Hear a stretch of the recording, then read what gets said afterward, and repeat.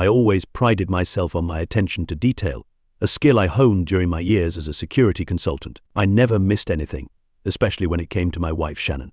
But this time I did. It was staring me in the face for months, maybe years, and I never saw it coming. But now, as I stood there, frozen in front of her closet, the truth was impossible to ignore. The trip had been exhausting, a long week in Chicago, securing a deal for a high-profile client. All I wanted was to come home, sink into my couch, and maybe share a quiet night with Shannon. So I wasn't expecting her to be out when I returned, but I didn't think much of it. She often went out with her friends or attended charity events.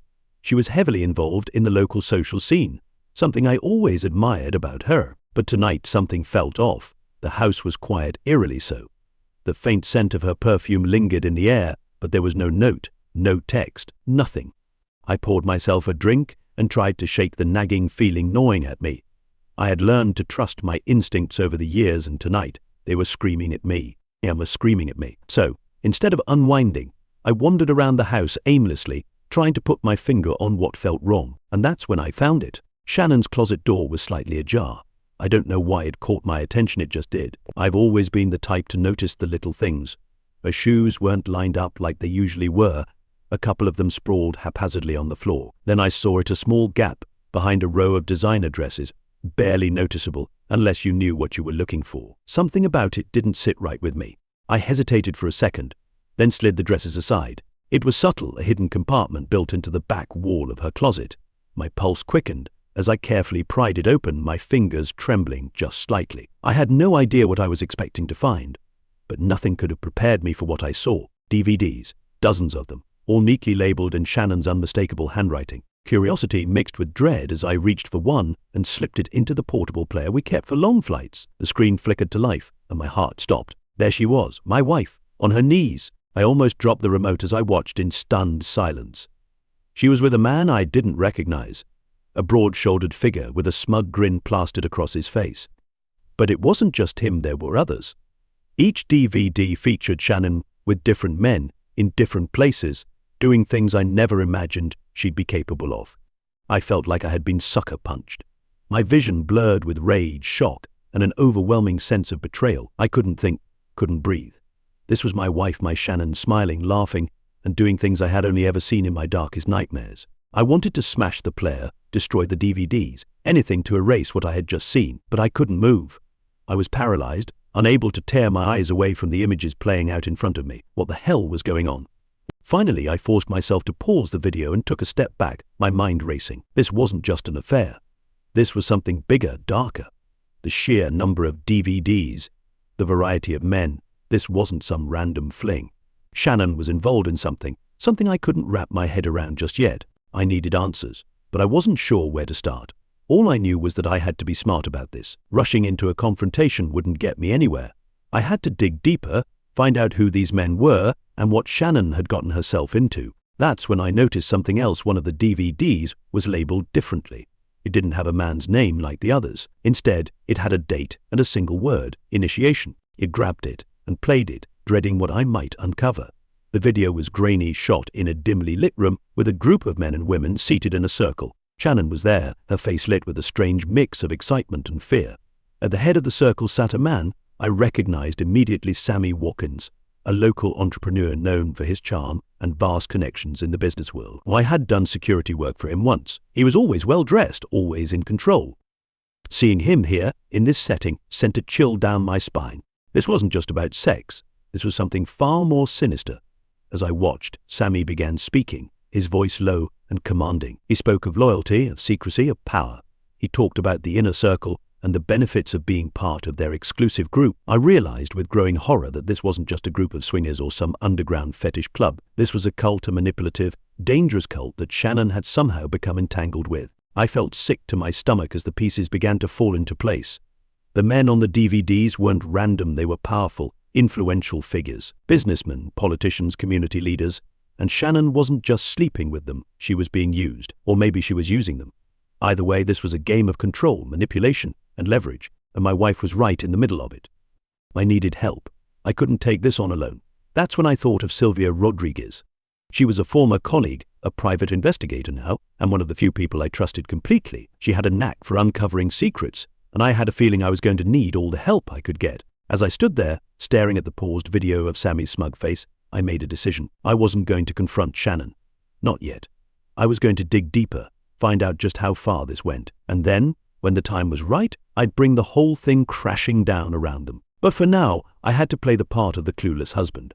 I had to be patient, methodical, because this wasn't just about Shannon's betrayal anymore. This was about something much bigger, and I wasn't going to stop until I had exposed every last one of them.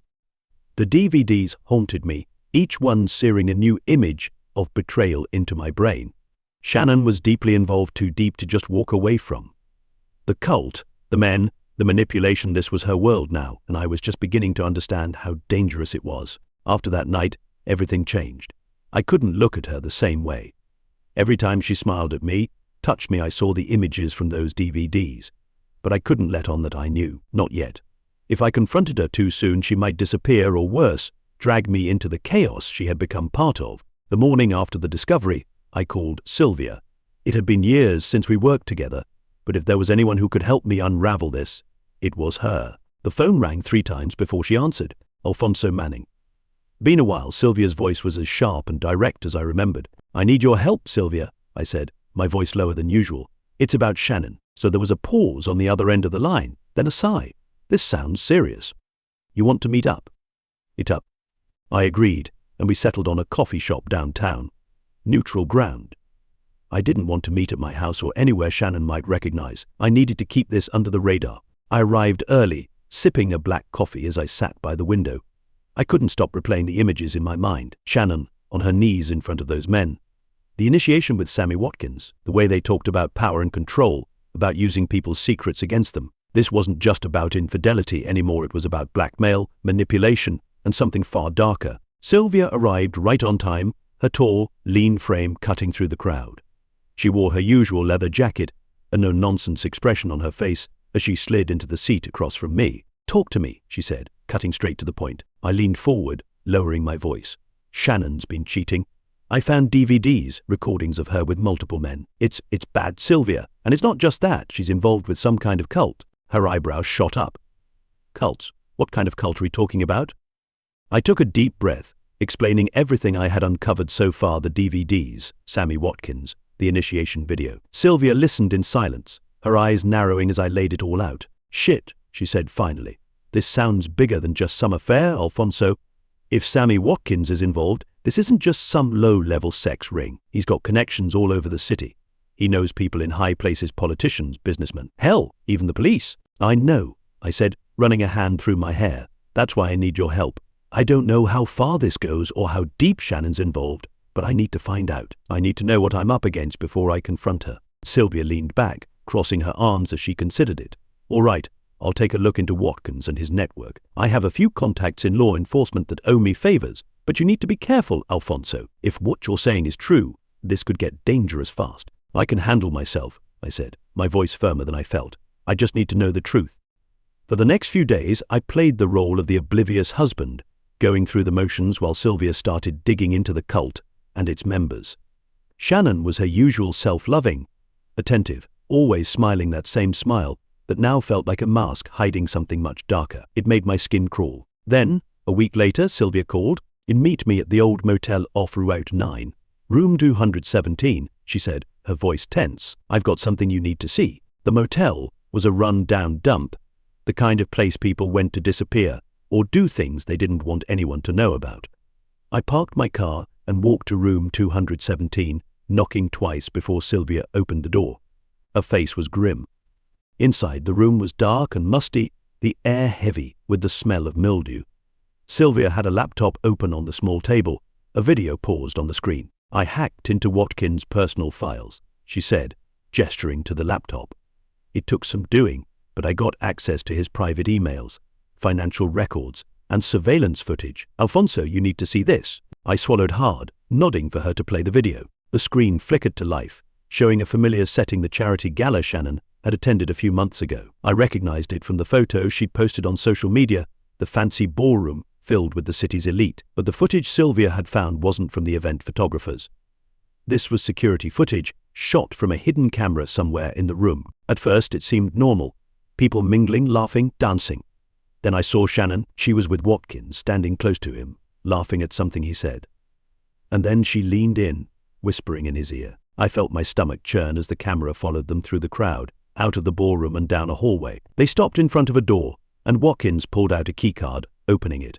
Shannon went inside without hesitation. The screen cut to another camera inside the room, a private suite. Watkins locked the door behind them, and without missing a beat, Shannon wrapped her arms around his neck and kissed him, her hands sliding down his chest. But it wasn't just that. Watkins pulled out his phone, speaking to someone through a live call. "Got her here. You know the deal," he said, smirking. Shannon didn't seem to mind at all.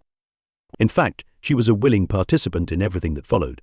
She was in control of the situation, not some victim. The video ended abruptly, but Sylvia wasn't finished. "It's not just Shannon, Alfonso," she said, closing the laptop. "Watkins has dirt on dozens of people, influential people. He and his cult, if you can call it, that blackmail them into doing what they want. Shannon's part of it. She's been bringing in men, high-ranking officials, business owners. They use the sex tapes as leverage." I felt sick.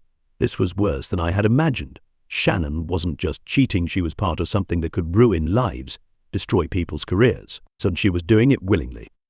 So what the hell am I supposed to do now?" I asked, my voice hoarse. Sylvia shook her head. "I don't know, but you need to be careful. If you confront her or Watkins too soon, they'll come after you. Watkins has connections in law enforcement. He could make you disappear, Alfonso. You need to be smart about this." So at night I lay awake, staring at the ceiling, my mind racing. The woman I had married, the woman I thought I knew better than anyone, was a stranger, a manipulative, dangerous stranger.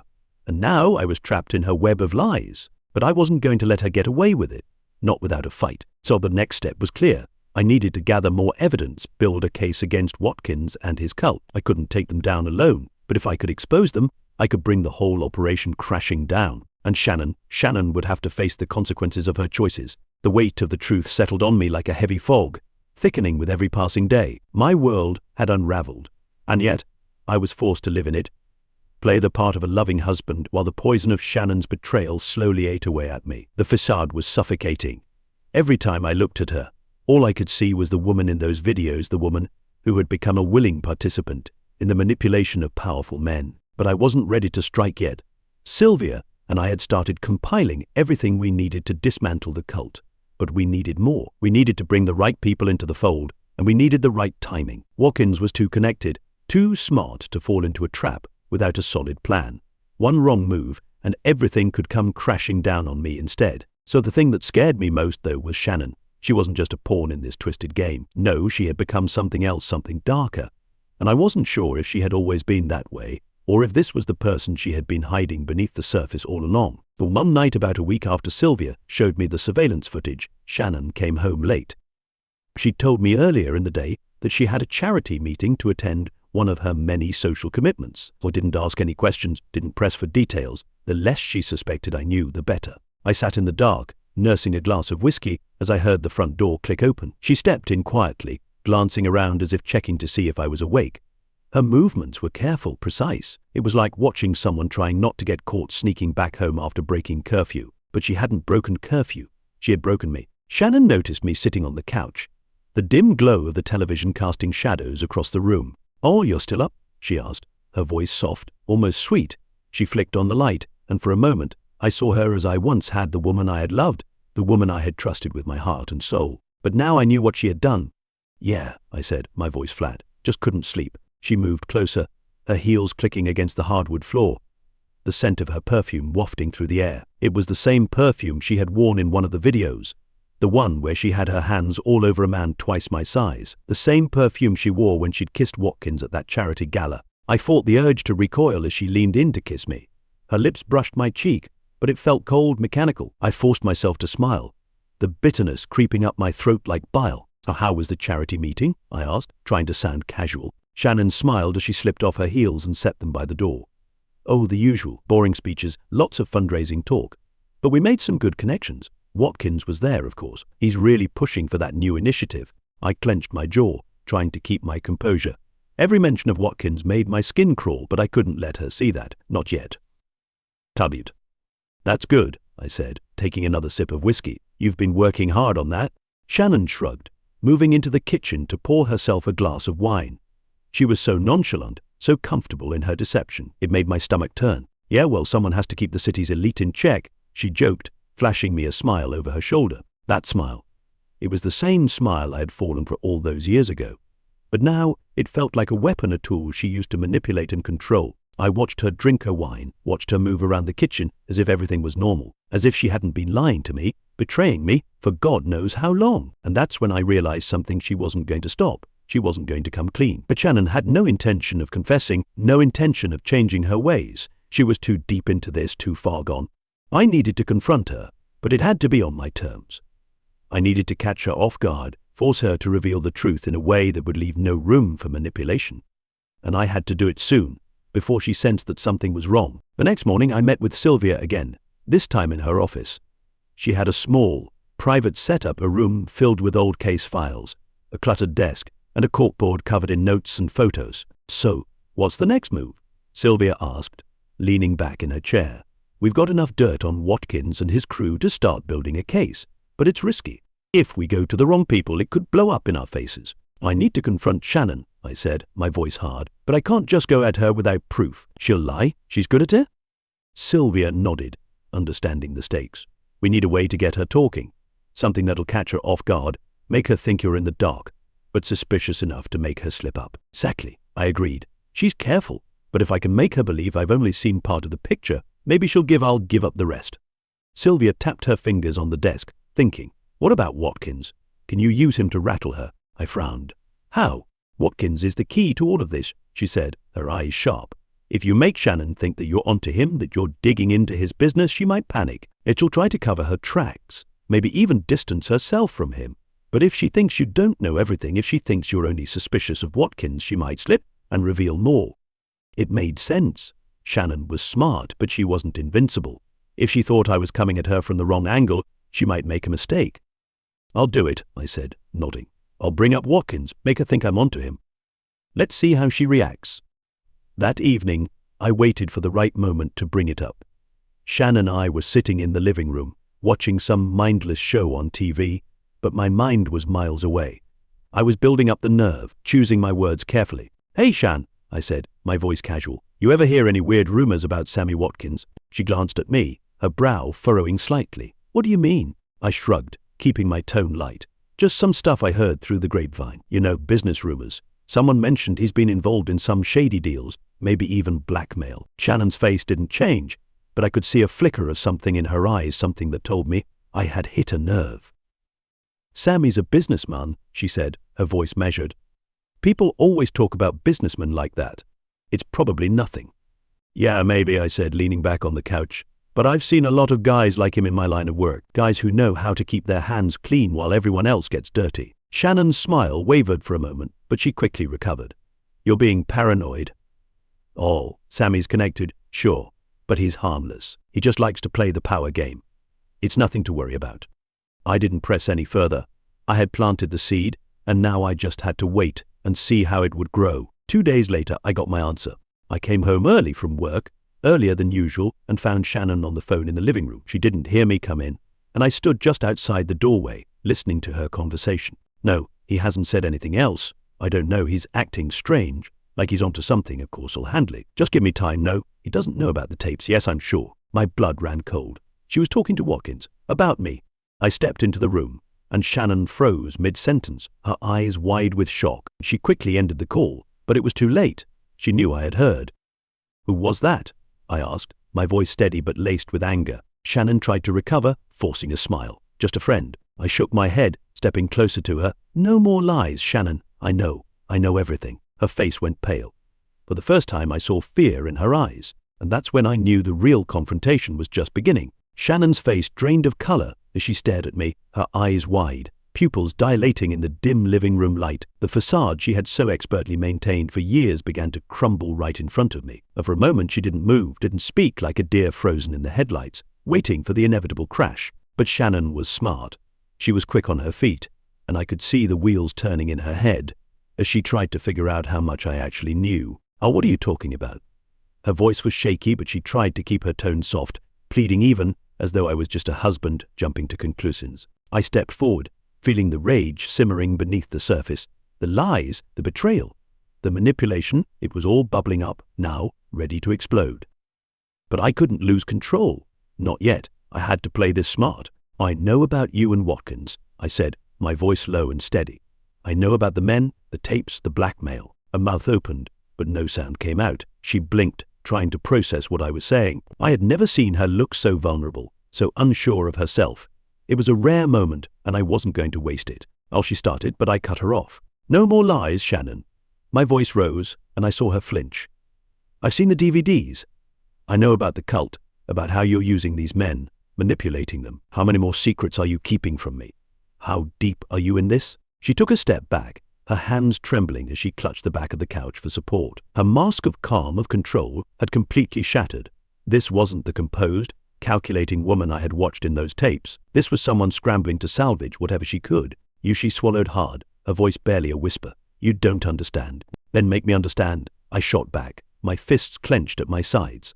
Tell me the truth for once. Shannon's gaze shifted, darting around the room as if she was looking for a way out. But there was no escape now. She had backed herself into a corner, and she knew it. I never meant for it to go this far, she said, her voice breaking. It started out as something else. Watkins, he's powerful.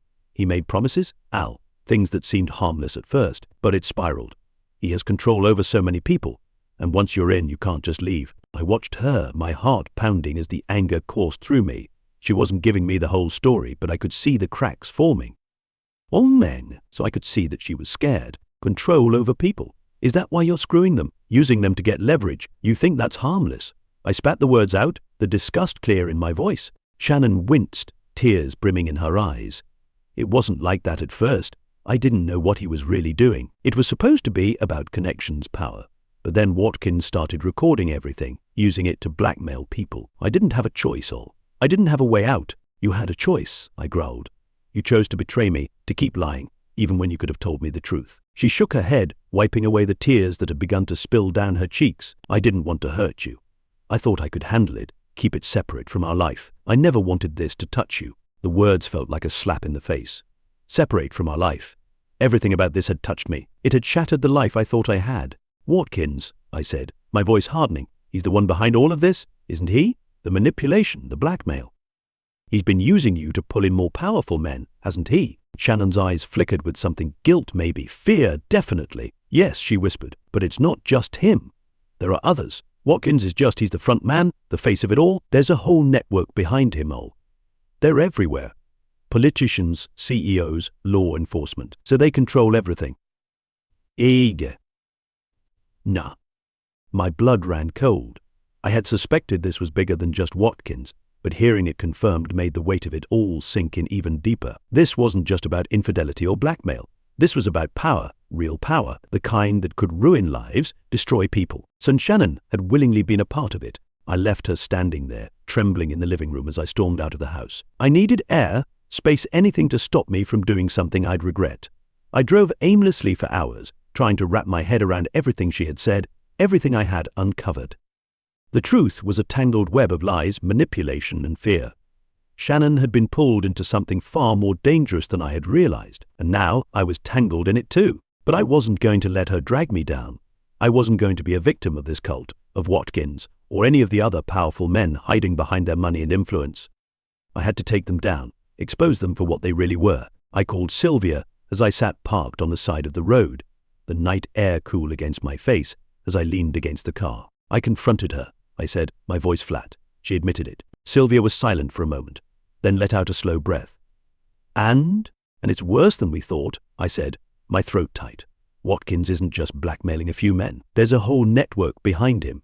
They've got politicians, CEOs, people in law enforcement. Shannon says they control everything. Sylvia cursed under her breath. Shit! If that's true, this goes way deeper than we ever imagined. I know, I said, my grip tightening on the steering wheel, and we need to be careful. If they find out we're coming after them, they'll bury us. Sylvia was quiet for a moment. Then her voice came through, cold and determined. We need more evidence. We need something concrete, something that'll blow this wide open. If this network is as powerful as Shannon says, we'll need to go straight to the top. Federal investigators, maybe even the FBI. I nodded, even though she couldn't see me. Agreed. I'll keep pressing Shannon, see if I can get more out of her. But we need to be smart about this. If Watkins or his people suspect anything, we're done. Be careful, Alfonso, Sylvia warned. These kinds of people don't play games. If they think you're a threat, they won't hesitate to take you out. I knew she was right. but I was in too deep to back out now. I returned home late that night, the house dark and silent. Shannon was in bed, her back turned to me as I walked into the room. I could feel the tension radiating from her, the fear that had taken hold. She knew the walls were closing in, and I wasn't going to stop until they came crashing down. I lay down beside her, the silence between us heavy and oppressive. This was the woman I had loved for so many years, the woman I had shared my life with, and now she was a stranger, but not for long. The next morning I began my plan to dismantle everything. Over the next few days I kept pressing Shannon for more details carefully, strategically. I had to walk a fine line between letting her think I was still in the dark about some things, while pushing her to reveal more about the cult and its inner workings. She was cagey at first, clearly trying to protect herself, but the more I questioned her about Watkins, the more she cracked. She admitted that she had been a part of the recruitment process, luring in powerful men with the promise of secrecy and pleasure, all while Watkins recorded everything behind the scenes. The blackmail wasn't just about sex either. Watkins and his network used the information they gathered to control people's votes, business deals, political favors. It was all connected, a web of corruption that stretched across the city and beyond. Shannon gave me names of men I recognized, prominent figures in the community, men who had appeared on the DVDs I found. But there were many more, people I had never even heard of. I passed everything to Sylvia, and she worked tirelessly to cross-check the information, building a case that would hold up in court. We couldn't afford any missteps. Watkins had connections, and if even one of them got wind of what we were doing, it could all fall apart. And finally, after weeks of preparation, Sylvia and I decided it was time. We had enough evidence to take to the authorities, federal authorities. Local law enforcement couldn't be trusted, not with how deep Watkins' influence ran. At first, I had to make sure Shannon was out of the picture. I couldn't risk her tipping off Watkins or any of his associates, so I waited for the right moment, watching her every move, and then it happened. One night, Shannon got a call from Watkins. I could tell by the way she tensed up when she answered the phone. She glanced at me, her expression guarded, and I knew something was going down. She stepped out of the room to take the call, but I followed her quietly, listening from around the corner. "No, I haven't told him anything," she whispered, her voice urgent. "But he's been asking questions. He's getting suspicious. No, I'll handle it. Don't worry." I clenched my fists, the rage boiling up inside me again. She was still lying, still trying to protect herself, even after everything. When she hung up, I confronted her. "Who was that?" I asked, stepping into the hallway. Shannon's eyes widened in surprise, but she quickly masked it with a smile. "Just a friend." "Don't lie to me," I said, my voice hard as steel. "I know it was Watkins. What did he want?" She hesitated, her eyes darting away from mine. "Oh, please, I can explain." "You don't have to," I said, my voice cold. "Because it's over, Shannon. I'm done playing this game. I'm going to the authorities, and I'm taking you down with him." Her face crumpled, tears spilling down her cheeks as she realized I wasn't bluffing. "Al, no please, you don't understand. They'll kill me if they find out." "Then you should have thought about that before you betrayed me," I said, turning my back on her. I grabbed my phone and walked out the door, dialing Sylvia's number as I left the house. It was time. It was time. There was no turning back now. I had made my decision. Shannon's betrayal had pushed me beyond the point of no return, and the weight of it all was finally crashing down. The lies, the manipulation, the cult had all spiraled into something much darker than an infidelity, when I was going to burn it to the ground. As I drove to meet Sylvia, my mind was racing. What would happen next? How deep did Watkins' influence run? I had no way of knowing if we'd make it out of this alive, but I couldn't stop now. I had to see it through, no matter the cost. Sylvia was waiting for me at the same decrepit hotel where we'd met before. Room 217, the place where all of this had started to unravel. I pulled up to the parking lot, my hands trembling on the steering wheel as the enormity of what we were about to do hit me full force. Once we handed everything over to the feds, there was no going back. Watkins would know. His people would come after us. But this was the only way. I took a deep breath, steadying myself before stepping out of the car. The air was thick with tension, the weight of what we were about to do hanging over me like a storm cloud. Sylvia was already inside, her face set in grim determination when I entered the room. "We ready?" she asked, her voice as sharp as ever, though I could see the tension in her eyes. She knew how dangerous this was, but she was a pro. She'd been in worse situations before, though none as complex as this. "Ready as I'll ever be," I replied, closing the door behind me. I took a seat at the small table, the folders of evidence spread out between us. Inside was everything we needed to bring down Watkins and his entire operation: emails, video footage, bank transactions, names of powerful men who had been blackmailed or manipulated. Sylvia had gone above and beyond, digging into places even I hadn't considered. She was thorough, leaving no stone unturned. We had enough dirt on Watkins and his cult to send them away for life. "We've got one shot at this," Sylvia said, her fingers tapping on the table.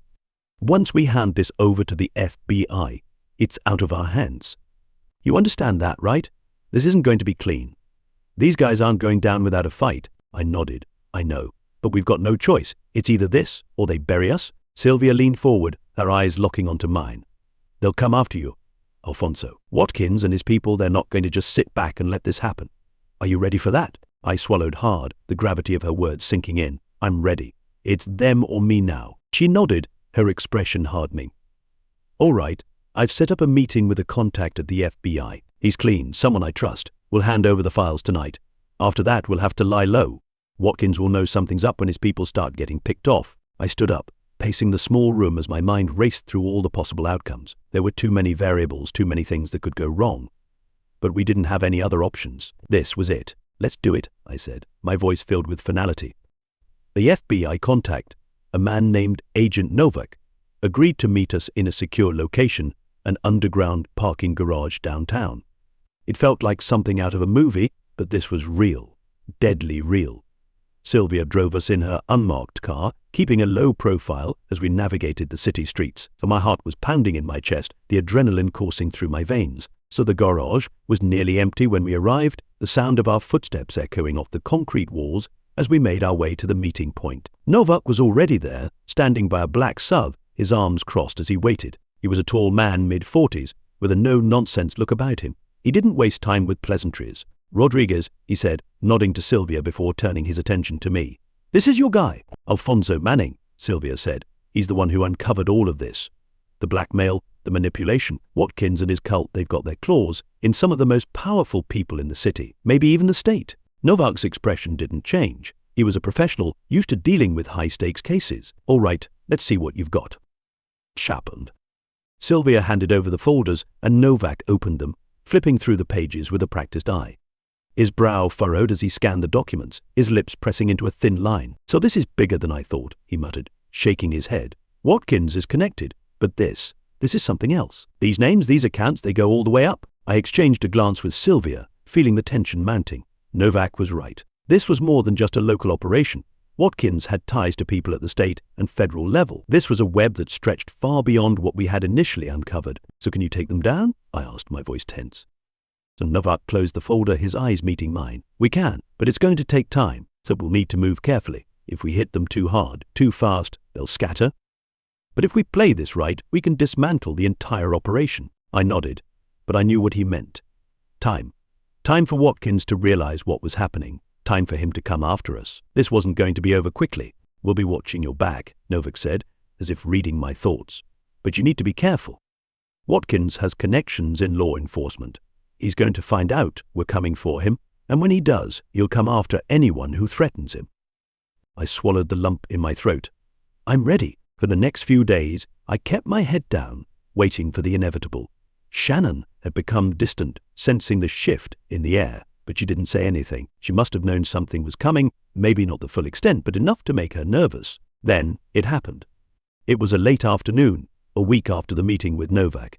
I was at home, alone, when I heard the front door burst open, so my heart jumped into my throat, and I grabbed the nearest thing I could use as a weapon, a kitchen knife. Footsteps pounded through the hallway, fast and heavy. Watkins' men. They had found me. 2 large men stormed into the kitchen, their faces hard and cold. I recognized one of them from the surveillance footage. Sylvia had dug up one of Watkins' enforcers. "You've been making a lot of noise, Manning?" one of them growled, stepping toward me. Watkins doesn't like noise. My grip tightened on the knife. I could feel the adrenaline pumping through my veins, my heart pounding in my ears. "Watkins is done," I spat. "The feds are coming for him. For all of you." The man's expression darkened. "Not if you don't live to see it." He lunged at me, but I was ready. Years of security work had taught me a few things, and I wasn't going down without a fight. I dodged his first swing, slashing out with the knife and catching him across the arm. He roared in pain, but the second man was on me before I could react. His fist connected with my jaw, sending me crashing to the floor. Everything went blurry for a moment, the world spinning as I struggled to get up, but they weren't giving me any time.